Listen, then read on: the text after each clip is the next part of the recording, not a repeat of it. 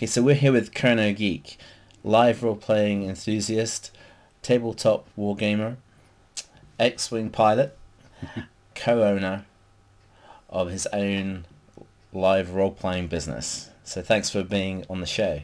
No worries, buddy. And how is the Drow Bard this evening? Charismatic as always. I can see. So you're going to talk to us tonight about GW and how it's essentially going downhill, and also the rise of the rebellion, that is the X-Wing Armada, the Star Trek fleets, and the War Machine. Yeah, we'll touch on a lot of them, to be fair. Most of you out there, I'm guessing, and I know we both have, haven't we, Drow, and the fact that we've all done a lot of 40k, fantasy, Hobbit, all that kind of stuff in our time. I think ever since we were old enough to pick up a paintbrush. And even before that. The problem a lot of people have had, I think, over the years, is that they were pricing the standard person at the market. It seemed like the only people that could ever damn afford one was fucking children with rich parents. Gaming for the privileged. Yeah, it was. It was like a social elite of the geek world, and it got right on my tits. It really did. I remember when I first started, you could buy like so much for so little. It was outstanding. Then suddenly it's crept up like a spider in the night, and next thing you know, you've been swallowed and choked to death on this crappy hobby. I say crappy. Let's be fair. We still like it. I love the universe personally. I just don't like the financial smack to my arse cheek. Well, one of the things GW did really well is that they provided a very in-depth world, a very in-depth universe, something that people could really kind of get their teeth into almost. It was very well thought out and it had a lot of potential. Okay, so they really capitalized on their venture there. But I think that is probably exactly the word. They capitalized and they've really kind of overdone it. So what we're going to go into today is, again, we're just going to have a quick look at GW, exactly what it is they're doing, their kind of business practices that they are involving in at the moment, and why it's contributing to their decline in sales. To be fair, I completely agree with you. The universe, in my opinion, was for a long time second to none. They had everything down pat. There was no such thing as a good guy, no real such thing as a bad guy. There was a lot of necessity by quite a few of the races, but something happened, I think, with their, not the game mechanics, even though we'll come into that. I think something happened with the way they marketed it. So what's happened?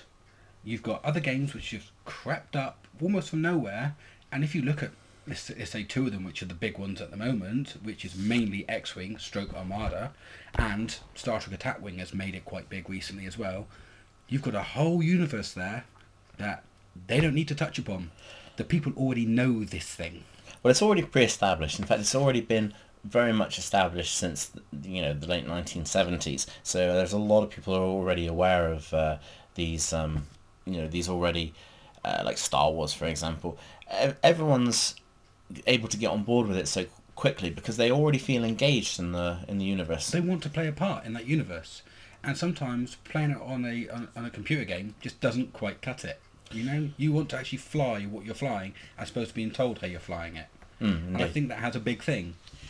Well, yeah, I mean, now I've actually played this the Star Wars Attack Wing game. I played it with you, in fact, and I really enjoyed it. I think I actually played the Star Trek one as well. You did, yeah. We played the Star Trek one. Ah, yes.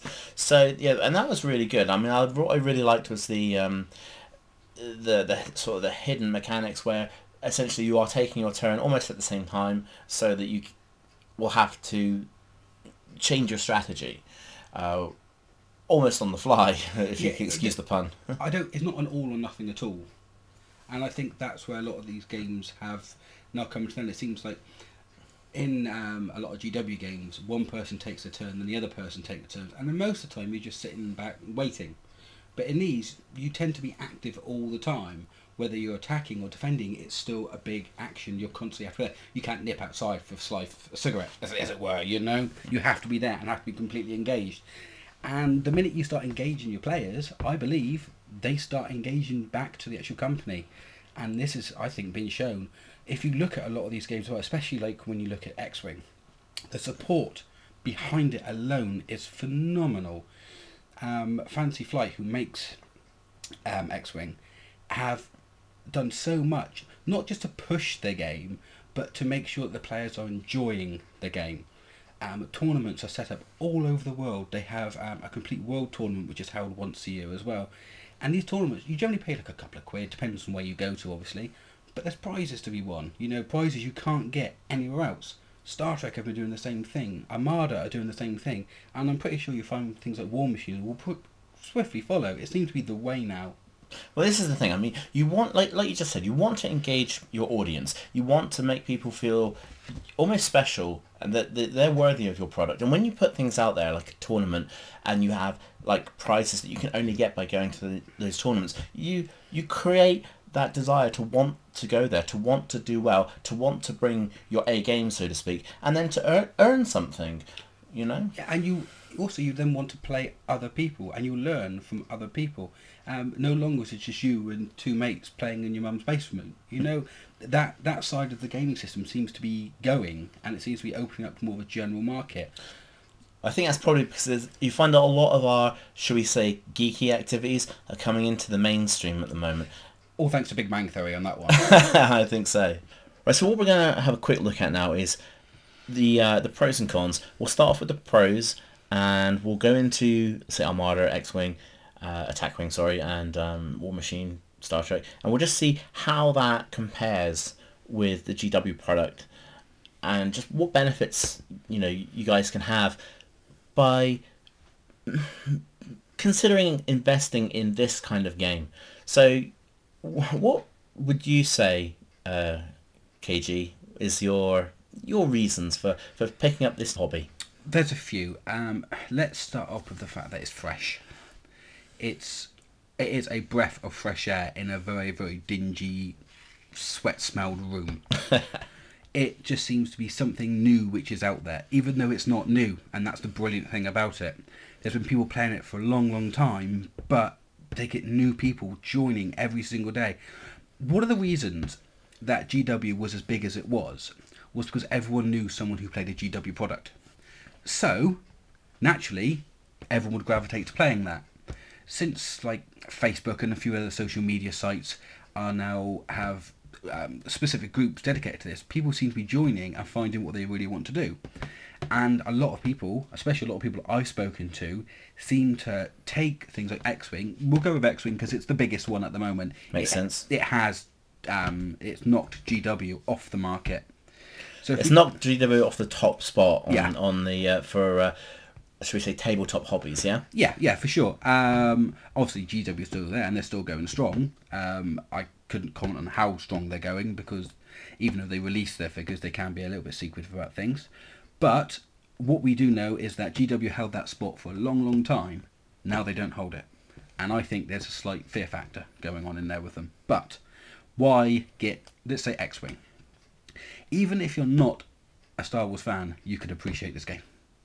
The models are beautiful. They look gorgeous, absolutely gorgeous. Now I can attest to that. Now I've seen the models, and the quality of the casting is very good. On top of that, the painting isn't too bad either. I mean, for those of you who are particularly, should we say, picky about your models, I know when I play a, say, a GW game, I like to spend a long time on my models. I can take forever to paint just a single squad. It can take me like 2 weeks. And so that you have the potential there to, should we say, touch up the models if you so desire. But I actually think they're very competently painted anyway. Yeah, definitely. The minute you take one of the pack, you can kind of see exactly what it's meant to be, as it were. Even not looking at the shape, for instance, like a B-Wing, it looks like a B-Wing should. And they do come in variants of colours, depends on what kind of expansion pack you buy. Yeah, if you want to touch them up, by all means. I've seen some lovely Poe X-Wings recently. Absolutely gorgeous. And if you've got the talent to do it, brilliant. If you don't, oh well, you're sitting at a table with still lovely painted models. Because that's another thing that people find is they enjoy games like GW. They enjoy those tabletop role-playing games, but sometimes they put an army on the table that they've spent a while on, and they don't and they're not sure about it, and then their opponent drops their army onto the table, and then they just kind of reel back at the quality of the person they're playing and how they're painting. I think when you have a game like this one, like X-Wing, where the models are already pre-done, you don't feel it feels almost balanced in such a way. Uniform, Uniform, yeah, like the yeah. reason children in this country wear school uniforms. It's exactly the same deal, isn't it? If everybody's the same, no one could be singled out. And I'm not saying that people single out bad painters. Most of the time, people are just glad to have someone to play against. But for your own personal, I suppose, ego, sometimes you want to feel that you've got the best painted model stroke army in the entire room. It goes without saying that a painted model performs better on the table. At least that's how a lot of us felt when we were playing the GW product. Um, if you put an unpainted model on, it was usually the first thing to get blown off the board. But obviously, I don't know. Maybe it's just a psychological thing. Unless you was a partial painter in the fact that you only ever paint like HQ choices, then you'd just be single them out and they would become complete bullet magnets. Many a time that's happened. Indeed. Okay, so GW has held the monopoly on prices. As a gamer myself, I've seen a steady rise, a steady increment in what they're charging for their product. How do you feel it translates between their game and this new upcoming tabletop experience? Okay, well let's try and take it back down to its base, its core. Let's forget if you have any armies pre-existing or not. Hi, my name is Kernow Geek. I wander into a standard GW store. Hello, I wish to collect Space Marines. No Okay. problem. What would you like to have? Well, I just want enough just to play my friend who has got orcs. Okay. Next thing I know, I'm 400 quid out of pocket, and I don't feel I've got a lot to show for it, personally. And I can't afford to go spending that much money. I know they say it's a hobby which you build up over time. I get that, but it's a lot. It's a hell of a lot to just even get in on this hobby. Well, this is part of the problem. I mean, you want to start playing with your friends. You want to get an army on the table which you can make use of. So you have to therefore fork out for the models. Then you have to fork out for obviously the kit which you need to get them out of their plastic sprues. You need to then shave them down so that they're looking neat. You need to pay for the glue, and then you need to obviously put them together. So it's time as well. So you can put an army on the field for a price, at quite a hefty price actually at the moment. But on top of that, you need to pay for things like paintbrushes. You need to pay for paints. You want a decent, maybe a decent varnish if you like to have your models varnished. I particularly don't bother with it. But on top of that, you need to consider scenery. You need to consider your table. So there's a lot of cost. It's a lot of not hidden cost, but it just mounts up over time. Yeah, it's definitely like an add-on style of game when it comes to the financial aspect. I see what you mean. And not only that, is if you think about it, say you go tomorrow and pick all this stuff up, you can't play with it tomorrow night. No. You'll be there for the next couple of weeks building them alone, let alone actually trying to paint the damn things up. Here we come in with something like X-Wing. Now, we've already said that they look nice. If you want to talk about a pricing, okay. As it stands, I think the starter box set, I think it's about £25. And what would you get in a starter box set? Oh, okay. You get your rules. Just to start going there. You get it works. It doesn't work on like a tape measure system. It works like on movement templates. So some might be straight of different sizes, and you get ones which like sharp turns and sort of like slow turns and that kind of thing. You get all of that. Okay, basically all the things that you need to Yeah. start playing, you get. Obviously, you get your counters, you get your movement templates, and you get Dice. some dice and some starting models. Yes. Yeah. You tend to get two Imperial Tie Fighters, and you get a Rebel X-wing Okay, and is that enough to start playing with? easily. Okay. Yeah. An average game is about 100 points. That's kind of like what they consider tournament rules. You can up the limit to what you want, and if you want to play some of the really big models like the Corellian Corvettes and stuff like that, then yeah, you're going to look at like a 300 point game, but you don't start out on that. No. So say you want 100 points. In the starter set, I think you get enough to play about 30 points on either side. which doesn't sound a great deal, but that's your outlay, and you've got a bit into both. Then an average, and I say an average price for an expansion pack is anywhere between £8 to £12. And that would get you how much in the way of models? It tends to get you a ship, all the cards to go along with the ship, which is basically like your reference, your rules, and every single token that you'll need. Excellent. Okay, so I mean, you compare the points cost of a game to a points cost of a model. I mean, what is the rough estimate you'd say per model? Well, I mean, some models are obviously worth a bit more. Obviously, based on their their adaptability and how well they perform on the field. Yeah, like if you wanted to buy like the Millennium Falcon, which who wouldn't? Who wouldn't? I think it goes about. I think it's about £25, but it can be up to like 50 points. So basically, it can be half of your entire allowance spent on that one model. Okay. But it's a balanced game. Right. And yeah, you could have someone who's whipped up a load of TIE fighters, and it will balance out. Okay. And then it comes on how well you can fly and how well you can play, and the luck of the dice, obviously.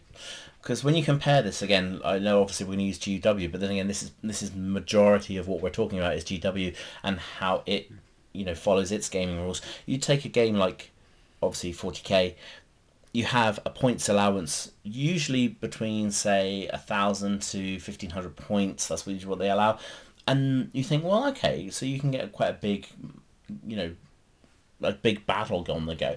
But then when you start to break it down, you look at say things like an individual model, which obviously squads are going to be build up out of. An individual model can be anything in the region of say 8 to 10 points. So then you start extrapolating this out over a 1,500 point game, you're going to have a lot of models. Not only that, more models means more time. It means more setup. It means more time between turns. It means more things to concentrate on between the games, between the turns, how you're going to affect your strategy. And I find that it takes so long to play a GW game. I mean, I'm not disparaging it in that sense, but it just seems that you have to put aside an entire day if you want to play this game. Yeah, you do. From start to finish, a day, and sometimes the evening to go with it. I mean, again, we'll talk about X-Wing because it's the one that it's taken their crown at the moment. All you need is a 3x3 board, stroke table, and if it's an average game, it'll take about an hour. If both players have been especially crafty, it might take up to 2. But I've really never known a game to last that long. You look about an hour's play, and it's just a fun, snappy game. But you build an army, you build a fleet like you would build an army in 40k, because you get all these different cards. You can put things on different ships, whether it be torpedoes or whether it be anything tech or sometimes crew. And next thing you know, you're looking at you're looking at metaing. Yeah, of course. Eventually, you're going to get to the point where everyone's trying to build those ideal forces. And they happen, but I've seen these ideal forces get taken off the table as well. So, I mean, what they've really come up with is a very well-constructed, very balanced, and very fair system by the sound of things. Yeah. Nothing is perfect, and sometimes something come out and they go, ooh, that's a little bit too powerful, but the support will then kick into effect. But rather than them turn and say, you can't do that, they will go, okay, and the next few expansion packs, they're trying to rebalance the system. Now, you have to remember, this game works on normally a couple of months basis. You get like a wave, as they call it, which is normally about 4 ships, come out every 2 to 3 months. So the new rules comes out of what cards can do will come out with the new wave. GW doesn't have that. They have codexes, rulebook. I'm not being funny, but a new rulebook seems to come out every other bloody Sunday. Now, I've noticed it myself. You get one thing and you think, well, this is really good. This seems to work. And then, a few weeks down the line... They release an Elder Codex. yeah, they release an Elder Codex. Now, I mean, I'm a Dark Eldar player. Now, when they released the Dark Eldar Codex for the current edition, a lot of people were saying, oh, it's been nerfed, or it's had a few kind of things taken out of it, and it's not quite, as powerful as it could be. But I personally felt it was very balanced. Now, I don't know if that's even the right word to use, but I felt comparatively, some of the rules that were in it, I felt it would make for a balanced game. They had an opportunity there to make a system, or to improve on a system, and make it more fun and more entertaining because things weren't so completely overpowered. And then what did they go ahead and do? Pretty much, a few months down the line, They've released the Elder Codex. the Eldar Codex. Let's be fair though, Drow. Let's look at this. GW has been trading since the late 80s. I believe it's the late 80s. Don't quote me on it. They have been running Rogue Trader to 40k for all of that time nearly. Now, does it really take that many years to balance a fucking game? One would think not. No. Do you think they keep it unbalanced on purpose? Couldn't possibly comment on that one. No, it's not for us to try and determine the inner workings of. No, all I think about it, there's either some damn incompetence going on there or some very good management going on in there. Whichever it is, I couldn't tell. And you know what? It could all be a wisp in the wind and it could be nothing. But I think there's a little bit more to it. But I think someone's got a serious fucking boner for Eldar. Yeah, all those farseers in those tight, skimpy robes that they wear. A few years ago, I bought myself a Titan. Silly, I know. I spent 350 quid on the damn thing. But Well, it's a nice looking Titan. I've seen it. I loved building it. It was a nightmare at times, but it was gorgeous. But just to have that sitting on the table at the end was like, this is amazing. You know, in it comes with some D weapons. Oh my god, D weapons! They're like unheard of. We had an Apocalypse game, and I put it on the table. It did well. I didn't expect for 2 years later for a standard elite choice unit to be able to kick out 5 for a fraction of the price that I'm paying for my Titan to be on the table. I know, it's ridiculous, isn't it? You've got essentially a man-sized model which can decimate, say, an entire Imperial Guard regiment. Especially the tank groups. You can spend an entire bunch of your points to create a large group of, say, Imperial Guard tanks, and then they'll just get blown off the board by this D weapon. Now, what they did, I found with Dark Eldar, is for simple units like witches, they took away the fact that every one of them can have a haywire grenade, and they restricted it purely to just a champion model within that group. Because I think what they wanted to do initially was that they didn't want a 60-point unit going up and just wrecking a 300-point tank. But what you're saying, they nerfed the grenades, didn't they?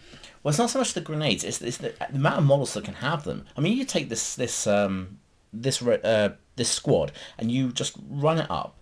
You might throw 1 or 2, but that's not how you did it. What you really did is you just took your squad of witches, you ran them in, and you got into close combat, and you just close combat the tanks with these haywire grenades, and it was so easy. But then they really pulled that back. Unfortunately for me, I feel that witches are now consigned to the shelf. I don't see a great deal of use for them. In fact, ironically, I don't see a great deal of use for any of my models at the moment because there are so few people who are playing the game still. Oh, there's a drought out there. Especially amongst our group. I mean, we find that there are people who are just not taking the interest in it. People still enjoy painting, people still enjoy modelling, people still enjoy, even having games on occasion. But doing large community things like getting a big group of you together, running, say, leagues or tournaments, it's just not happening at the moment. And I think part of the problem that it's not happening is because of the way GW markets its product, the way that it forces these strange changes into its codexes, into its core rules, and the way that it costs so much. Because you notice that, say, something like a Terminator for a Space Marine Terminator, it's a model that performs very well on the battlefield, but the actual size difference between that and one of their core Space Marine units isn't really that big a difference. But you look at the price tag between a squad of Space Marines and a squad of Terminators, and it's a very big difference.